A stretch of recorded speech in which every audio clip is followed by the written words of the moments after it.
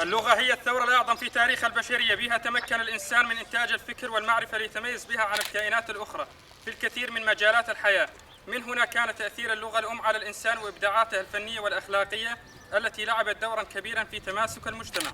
وقد انحرف الإنسان عن الحقيقة منذ بداية تشكيل الاستقرار والمدن لصالح فئة ضالة وجدت نفسها فوق الجميع، لدرجة طرحهم شعار العلم قوة، فكانت النتيجة هي فتحة الأوزون التي غيرت مناخ العالم لدرجة الخوف من إنهاء الحياة على وجه الأرض، ومن بعدها التسونامي، ومن بعدها الزلازل التي راح ضحيتها الكثير من الأبرياء. ومن هنا نقول على الشعوب أن تتماسك وتتكاتف في تنظيم أخلاقي وسياسي يراعي ويحترم الاختلاف وينتج علوم متنوعة حسب ثقافات الشعوب، وتقاسم الحياة في كل المجالات في أجواء ديمقراطية، دون أن ننسى تكاتف الرجل والمرأة ضمن أجواء الندية والحرية المنظمة حسب أخلاق المجتمعات.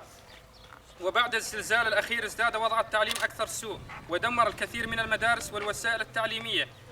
من هذا المنبر نوجه رسالة إلى الرأي العام بأن ينظروا للوضع المأساوي الذي حل بنا والذي ترافق مع أطماع الحكومات التي تسعى للنيل من إرادة الحياة التي نعيشها، ولا نتراجع عن حقنا في التعليم والعيش الكريم.